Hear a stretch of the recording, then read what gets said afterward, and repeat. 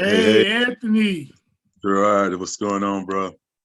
Uh, a lot of positive energy going on, man. I want to welcome you to Heavy Brand Podcast. Thank you, bro. Thank you. So now, Anthony, if I say like Detroit, Michigan throughout some of the questions, it's just because some of the viewers, they're like in foreign countries, so I got to kind of remind them like where Detroit is located. Yeah, no problem, man. No problem. It looked like that. You look like you got some Detroit in the background there. I got some scenes from the city Okay, in and okay. out. Yeah. All right, cool deal, cool deal. I like it. Appreciate it. So, Anthony, I want you to introduce yourself to the young viewers around the world. Kind of give them a brief intro to who Anthony Graham was growing up on the East Side to who Anthony Graham is now, being a professional helper and a mentor and putting in work in human and social services. Yeah, absolutely, man. Again, my name is Anthony Graham.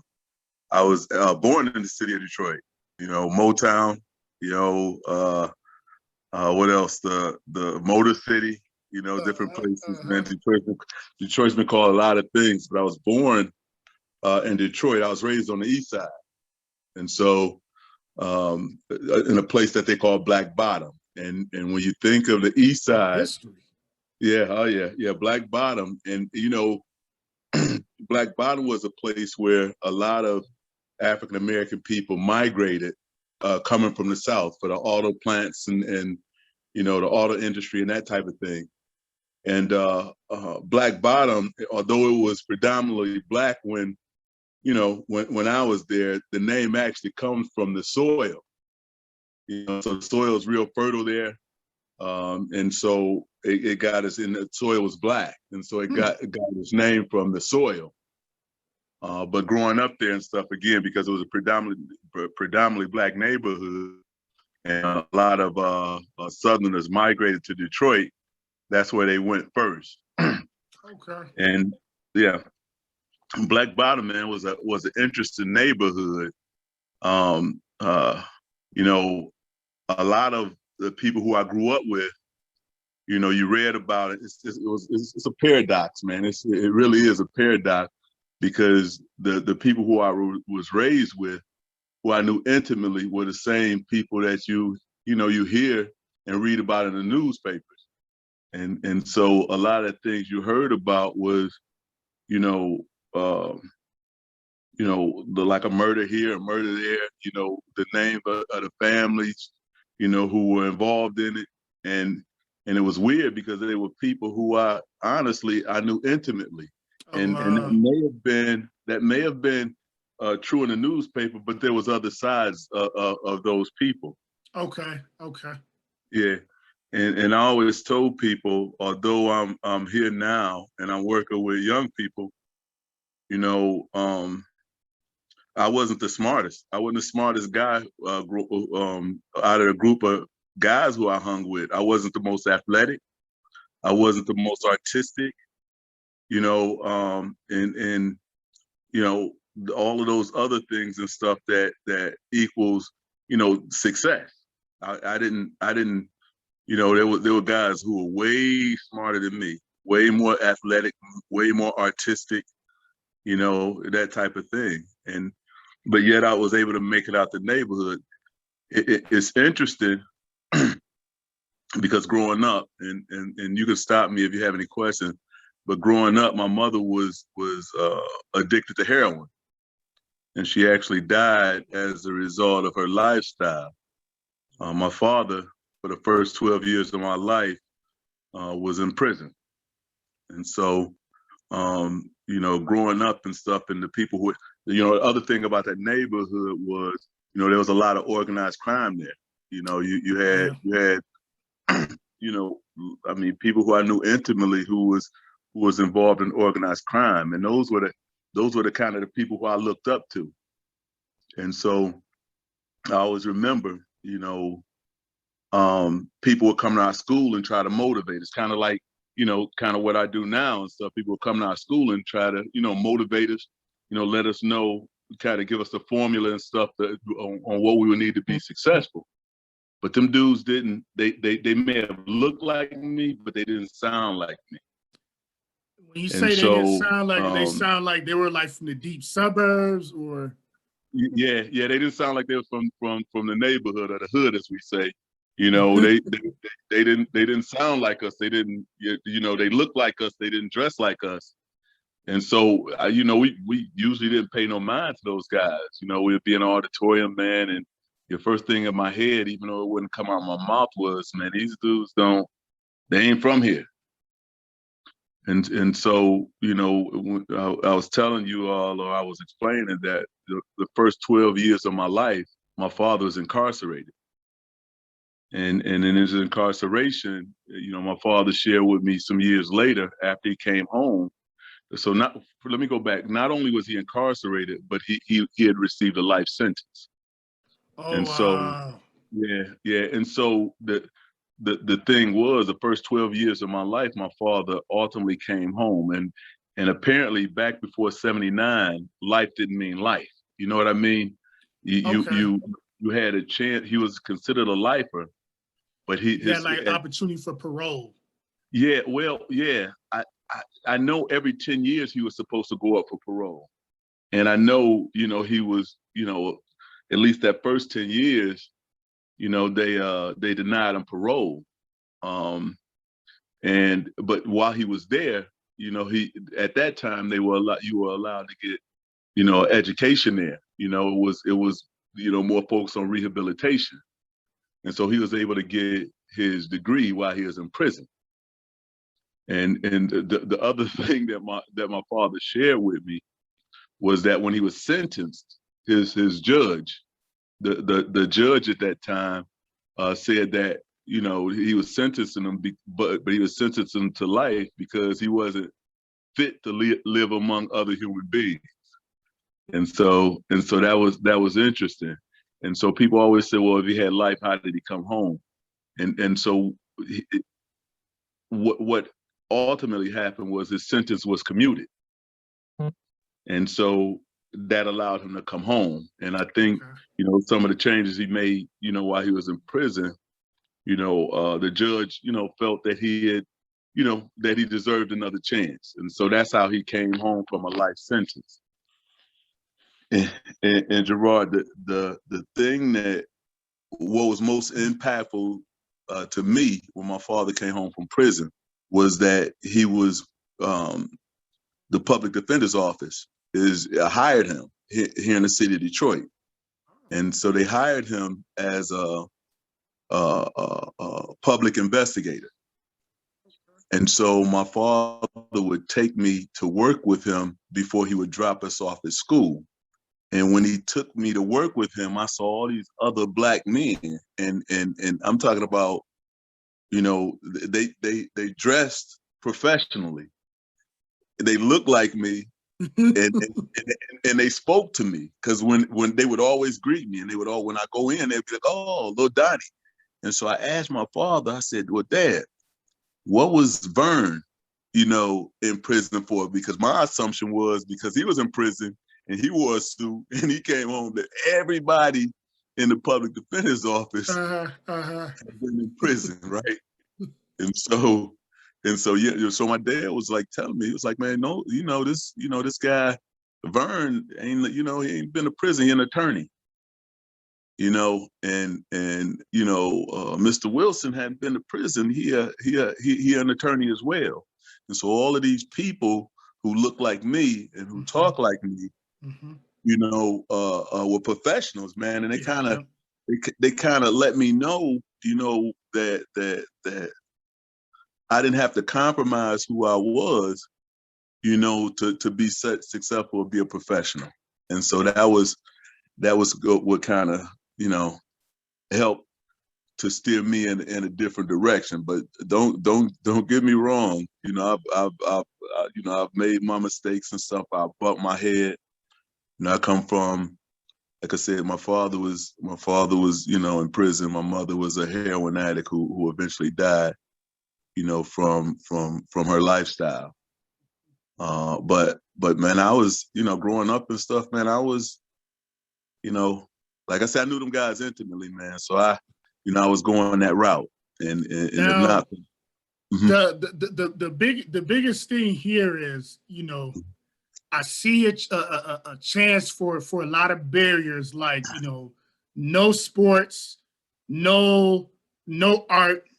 How did you, and Detroit back then was a mhm, lot different from Detroit now, as far as like heavy gang activity.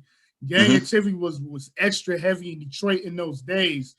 How did you, and having all those, characters around the way, Mhm. and mom and dad not really being in the position to have that influence on you?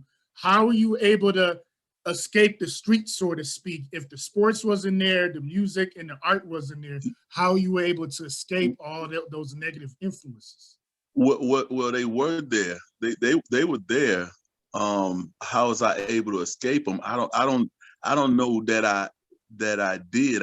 Well, how was I able to how was I able to To push get an past that. education, get an education and get a degree? Yeah, you know what, man? In my heart, I was always a square dude. In my heart, I always enjoyed learning. I always wanted to see new things. But the temptations were there, man. And not to mention, you talk about in some instances criminality being entrenched in my family. So cousins, uncles, siblings.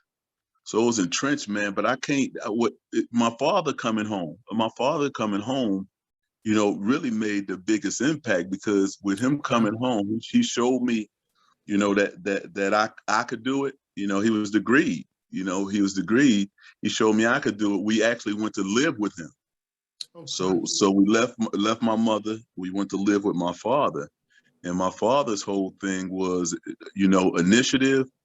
And then he used to say this thing, taking initiative. He always talked about qualifying to get paid. And if you ever met him, he one of them guys who man, almost talking riddles and stuff. But the older I got, the more I understood it. But he always said, man, you had to qualify to get paid. And to me, and basically what that meant was, whatever you wanted to do, you had to qualify to do it. And being an attorney is what I wanted to do, because those were the people who impacted me outside the hood, you Okay. know, and so that's what I strive to do. And so even though I graduated high school with a D average, I graduated with high school from a D average, because you got to think the first couple of years we stayed with my mother, Okay. and it was a free for all, no structure, whatever. We were in the streets, man. We were doing what we doing. When we went to stay with my father, though, those grades that was all F's. Not to mention I smoked weed from the time I was 11 to the time I was 16. And so that killed my motivation. I talked about everything that I was going to do, and by the time I came down off my high, I didn't do none of that stuff, right?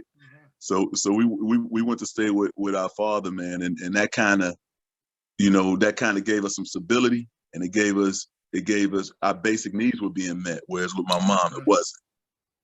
And I did summer school, I did night school, and I took additional classes, and I ultimately graduated. So although my grades had gotten better, those C's that I got in 11th and 12th grade only offset those F's that I Okay. got in my 9th and 10th grade. And then, and this is what I would say to young people, because I'm going to tell another part of the story. But let people's doubts be your fuel. You know what I Your mean? Like, motivation. Mhm. let it be your motivation, because the stuff that I was hearing from family was, and I'm just talking about, like, cousins, aunts, and uncles. Man, you ain't gonna be nothing but a gangbanger. You ain't gonna be nothing but a thug.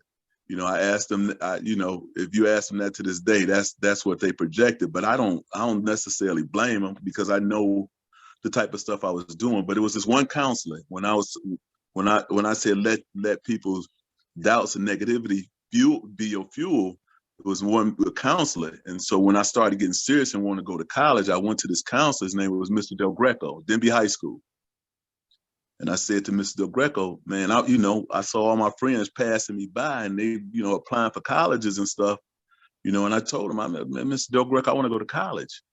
He looked at me, he looked at my grades, he looked at me, he looked at my attendances. He said, man, you ever thought of a good trade school? And no knock to people who go that route. I just knew I had ability. And so he said trade school. And so, man, I graduated from high school with a D average. I went to Washtenaw Community College to get my grades up with the plans of going to University of Michigan. And although, I didn't get my grades up enough to go to University of Michigan, it allowed me to transfer. And Eastern? Yeah, well, I went to East. I went to a place called Jacksonville State in Alabama first because I wanted to get away from Detroit. I went to Jacksonville State in Jacksonville, Alabama first, and I was there for a semester. I joined the military there on delayed entry. Oh. Yeah, I transferred to Eastern. I transferred to Eastern Michigan from there. I was there for a semester. They didn't give me the financial aid that they had promised me or that they said I qualified for. And so I had to go back home because I was starving there. I couldn't eat. I didn't really have a place to live. So I had to come back home. And I came back home to Eastern. And I was a political science military student. Okay. And so my thing was to go into the military and then JAG Corps, which is attorneys. That's the attorneys of the military, JAG Corps. Yeah. And so I did that. So I did the training at Fort Sill, Oklahoma. And my senior year of college, I was scheduled to graduate, and I was scheduled to go to OBC officers basic course, and actually it was still close to it was where I had left. It was a place called Anniston, Alabama, Fort McClellan, Alabama. Okay. And so I was scheduled to go there. And the other thing I want to say to young people was so bagging it up a little bit, and then I'll take questions from you after this, but bagging it up a little bit. I was, we had to go to, at that, in like 1991, 92, they cut the military in half. And so all of the West Point guys, all of the people who went to, West Point, they automatically got active duty commissions. Whereas everybody who was in college, ROTC, we had to compete for active duty slots. So, and if you can imagine how many universities it is in this country. Wow. And how many, ROTC, cadets there was, it wasn't enough active duty slots for everybody. So we went to Fort Lewis, Washington. We had to compete against other universities, ROTC programs to determine who's going to get an active duty slot. Make a long story short, while I was there, one of the cadre, those were like the trainers, one of the cadres. Now keep in mind, I'd never been in trouble in my life, even though the background I came from, and even though I engaged in stuff, I'd never gotten in trouble. And so I'm at Fort Lewis in Washington, and one of the cadres said to me, he said, Graham, now keep in mind, I did really well there. I did well enough to be considered for an active duty slot. And so one of the cadres said, Graham, man, I'm gonna tell you your problem. I'm gonna tell you your problem. And I'm like, okay, whoever you are, tell me my problem. He said, you still got too much street in you. I'll never forget that, Gerard. That's what he said to me. He said, Graham, your problem is you still got too much street in you. And I was kind of offended because I was in my senior year of college, right? I'm out the hood almost. I got my feet out the hood. Man, everything was lined up for me to be successful. And he said that. And the truth was, he was a person on the outside looking in. And sometimes our self-awareness, we don't realize our disposition, particularly when we're young. And I didn't realize that my disposition said that. You know what I mean? My body language said that. But he saw it. And so And so fast forward, man, I'm back at the university. I'm at Eastern. I'm scheduled to graduate, but my little brother's still here in Detroit, and my little brother get in trouble. And so in my wisdom, I said, you know what? If this was inspirational to me, let me get my little brother out of Detroit and let him see what it's like to be on a college campus. So I brought my little brother up to Eastern, and my little brother found every hood in Washtenaw County. My little brother, my little brother found every hood in Ann Arbor and Ypsilanti. Linked up with my cousin, and they just put it down, like they put the work down in Ann Arbor and Ypsilanti, and so I got caught up in that. They were being investigated, and I got caught up in that, and so that killed my military career. And so my professors gave me, while I worked out the whole legal stuff that I was in, my professors gave me what do you call that? Incompletes. But it would allow me to come back and take the final exams and stuff when I got all the legal stuff cleared up to graduate. And that's what I did. And I for a year and stuff, I was taking care of legal issues and stuff. I came back to Eastern Michigan and completed the incompletes and graduated with my degree. And then one of the professors. Yeah, one of the professors there he had started Wolverine Human Services, and his name was Ari Wallach. He was a social work professor there, and despite the issues I had, he allowed me to start at Wolverine with my degree. Oh, and, right at the very beginning of Wolverine Human Services. Wow. Yeah, it was there. yeah. And so that's kind of my story.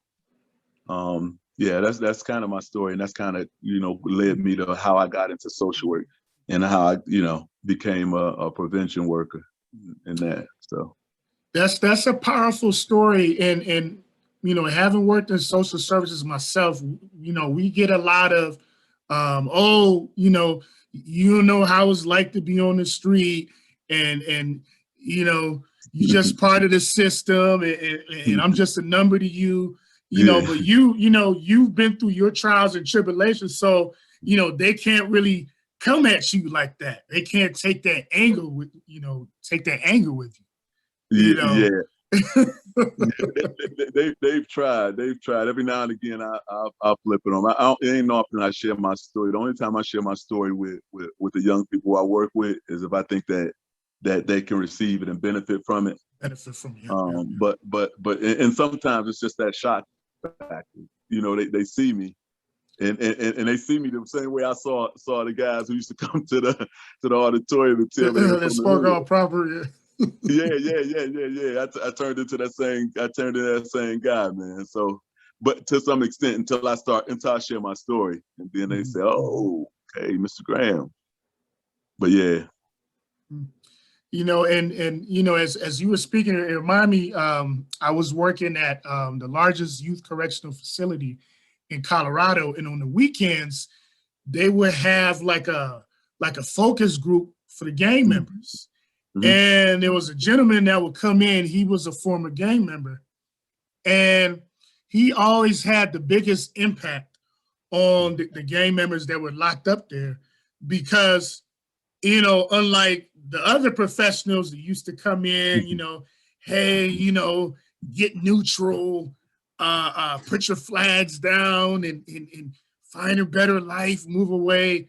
When he spoke, it spoke volumes, because he had already lived that life. So whenever he would ask, "Did your big homie visit you?" It'll be silence. Because he would prove his point just even by asking an open-ended question like, "Did your big homie visit you?" Because a lot of our young men and young women that are in the system, at least the juvenile justice system, they have almost like a fairy tale version of what happens after you get caught.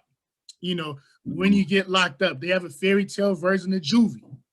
Right. Once they get to juvie, some get scared straight, some don't. Some go to, you know, to where the big boys are at, and then they get another reality rude awakening, and then all the old heads and the big homies and the OGs, they can't find them anymore. With your story, I see how your dad coming back, you know, kind of was kind of like a turning point. Can you imagine where Anthony Graham would be if your dad didn't come home early? How would that story, how do you think that story would have played out? Whoa, man, you know that's Gerard bringing that up, man, is it shakes me. It shakes me and it scares me, man, because like I said, the guys who I grew up with. So if you look my neighborhood up, man, I won't name drop because you know that's those people's privacy. But I'll say if there was an article, man, on my neighborhood, and it was something because they had this indictment, and probably there's probably about 20 people who were indicted. And those 20 people, out of those 20 people, man, 15 of them was probably some of my closest friends. Like I can pick up the phone now and call 2 of those cats, you know, and they always call me and keep me abreast of what's going on in the neighborhood, you know, how, you know, people are doing. But I say all of that to say when they were doing the article, you know, one of the things that they said was, you know, this such as they you know, of course, the feds named the organization after, you know, the you know, one of the guys who was older than us. To make a long story short, though, you know, the organization and stuff, the way they described these guys who I grew up with was they say one of the most ruthless murder for hire gangs, the most ruthless murder for hire gangs that come along in generations. And the reason that stuck out at me is that in this neighborhood, that's what it was. It was like we were like 4th generation, even though my parents weren't from there. You know, my friends' parents were, as were their grandparents, as was their parents and their grandparents. And so when they said the most notorious murder for hire gang to come along in generations, I was like, wow, that's what they putting on people, you know, who I grew up and knew. The other thing with that, though, is a lot of my friends who got caught up in that indictment, I was their influencers. You know what I mean? I was the influencer. You know, I was doing things that they weren't doing, you know, as a kid. Younger, yeah. Yeah. Well, we were the same. I was never, how can I put this in the street term? I was never at the bottom of the food chain. Just to make a long, you know, just to simplify, I was never at the bottom of the food chain. And so what they were doing, I mean, what they ended up getting caught up in, I was like 3 or 4 years ahead. I was already doing some of the stuff that they got caught up in. So, you know, looking at them and what they got caught up in, I already know what I would have done if I know where I would be if my father, you know, hadn't been released from prison. And I think a lot of our young men, you know, quite honestly, is that's what they're missing. That's what they're looking for. They're looking for, you know, that male father figure to kind of help to direct them because, you know, they're not there too, and to direct them. So, you know, in on the West Coast, you know, where in Denver and those areas, they call them big homies. They might use that terminology here too now, but yeah, I mean that's who you're going to gravitate towards, and that's who's going to lead you. That's who's going to show you malehood, and unfortunately, you know, that malehood is you earn your stripes by you know, going to prison or getting you know that type of thing. So, but now, but looking back in our careers so far, you know, I'm sure you've had, you know, young men and young women that you consider like really challenging. At the same time, you know, we got stories where it's rewarding, success stories, which are few and far between, but we also have like challenges that that resonates looking back. I remember for me, it was a young man where his biological father, this was out in Denver, his biological father was a well-known Crip, and he became a Crip, but he had a younger half brother who had a different biological dad, and he became a Blood. And there was literally nothing we could do programming wise to steer these two young men straight. Unfortunately, the young man, he was murdered a couple years ago, and his younger brother, still alive, but still as deep as ever in the game. What advice would you have for social workers, professional helpers that are working with hard cases such as youth who are in the game because of family ties? Because those seem to be the strongest ties to break as far as youth that are into that type of life because of the family, not because of like a homeboy or a neighborhood, but because a dad or uncle was in the game first. What advice would you have for professionals that are working with young men and young women in those scenarios? Man, the only thing I can say is, man, you gotta meet them where they are. I mean, you gotta meet them where they are, and then you gotta have some level of empathy, man. You gotta be able to step out of your shoes and put yourself in their shoes. Because if you, it's crazy, man. Because yeah, so that would be my advice, man. I mean, like empathy, man. I mean, develop and sharpen your empathy skills.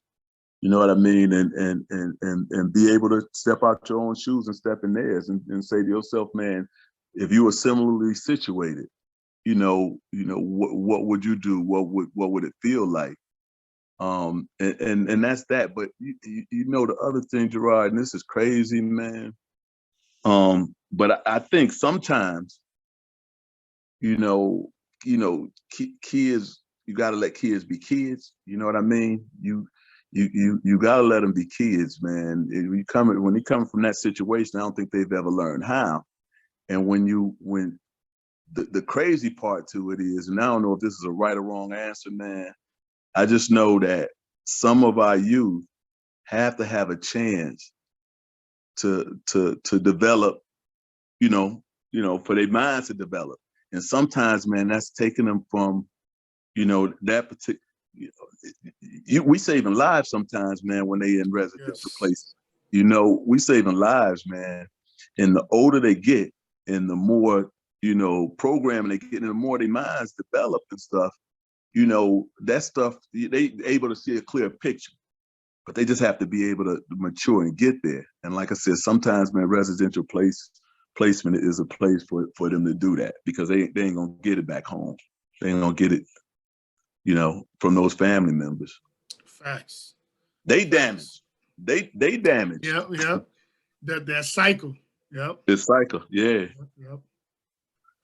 Yeah. What would you say, as far as like success stories, obviously without naming names, can you describe one success story that you can say, always comes to mind, whenever you look back on your career, helping out young men, helping out young women? Man, there's been so many, but the one that jumps out at me, hey Jesse, I ain't gonna say your last name, man, but if you ever see this podcast, you know what it is. You know what it is. Man, I had this kid named Jesse, man, Southwest Detroit, man. I got this kid when he was 8 or 9? He was 8 or 9. This kid was in, the social worker, Miss Salazar at Harms Elementary, man. Miss Salazar called me and she said, Mr. Graham, I got these 2 kids. It was 2 kids. He had a buddy. But Jesse was 8, man, and it was crazy, man, because she referred Jesse. I had to sign him up through his mother. Now he 8 years old, man. His father was a heroin addict. His mother was she was on the pills, man. This kid was 8 years old, man. I promise you, when I first got, he was 8. And when I think I got him, I don't remember this. I've been doing this for so long. I can't tell you how the years went by, but ultimately, man, this kid turned 11. And this was one kid who I said, man, there's no way on God's green earth that this kid is gonna make it. That was my thoughts with him because of his situation. Not only that, man, the kid was messing with drugs. His father would take him to do B&Es and stuff to feed his heroin addict, his heroin addiction. And man, Jesse was, and his mother she was receiving services, but she would, how can I put this? This kid, one of the therapists at the adult site called me and he said, Grant, man, I just saw Jesse driving his away in his mother's car. And it was because she had prescription drugs and stuff and she was high. And man, this kid was little. And so this kid knew how to jump in the seat and drive because he was used to being a little man. Yeah. So Gerard, fast forwarded, this kid 11 now, and we need to get him to a substance abuse treatment facility, right? Already. The substance abuse treatment facility, they weren't licensed to take anybody under 12. And it might have been 13. So here he was 11. And so his mother gave me permission to do, she gave me the information I needed to do a call-in so they could have a substance abuse assessment. And so I'm giving all the information, man. I'm feeling good about myself because I know this kid real well, man. I'm giving him all the information.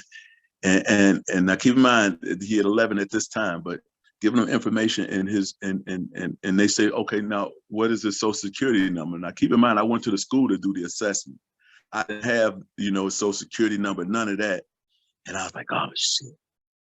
And Jesse was like, what, Anthony, what?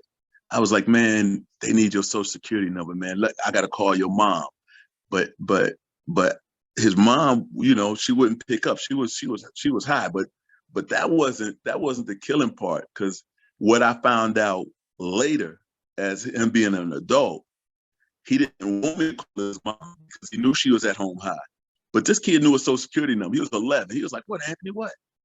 And I was like, man, they need your social security number. He was like, I know my social security number. and dude said his social security number and my jaws just dropped because I didn't learn mine until I was 18 or 19 years old. And I think on a regular, it's like you most don't really of us, know your stuff until you're an adult. He was 11 years old, man. That dude whipped off his social security number.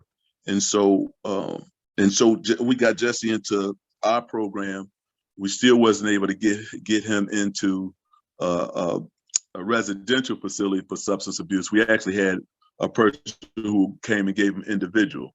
And so, ultimately Jesse, went, I lost track of him. But in my mind, I was like, man, this kid is behind the eight. Man, I ran into this kid. How did I run into him again? The kid who I told you with the social worker, the school social worker referred both of them to me. I continue to have some contact with that kid and his father. And his father said, yeah, man, Jesse, you can contact him on Facebook. Man, this kid did real well, man. And it was really because of residential placement. But he was a successful, he doing well now. College, he graduated from high school. Man, he had the mentor, one of the state senators mentoring him, man. And he's really came a long ways, man. He was in a play. He was in a play in the neighborhood, man. And he played the part really well, man. And, so he into the arts and stuff now. I think he probably like maybe 24 years, maybe 24 now, but he is one of the kids who I have come when I do group to talk to my youth. And I'm talking every time he comes, man, he blow him away, man. Every time he come to group, man, and be my guest presenter, man, he blow the group away. Those kids are just, they just thirst for what he have to share with them, man. And yeah, so that's the person who jump out to me first. Beautiful. I'm glad, appreciate you sharing the story, for the young viewers that, whatever situations that they're going through, just for them to hear everyday people, not necessarily like some celebrity, that shares a story, but just a regular everyday person, a young dude that went through situations in life, some situations that they couldn't control, but they were able to still make it out. That's very, very encouraging. Anthony, I want to thank you for taking time out of your schedule, first of all, to hop on the show. The show's expanded. We're doing not just Detroit now we're doing Denver.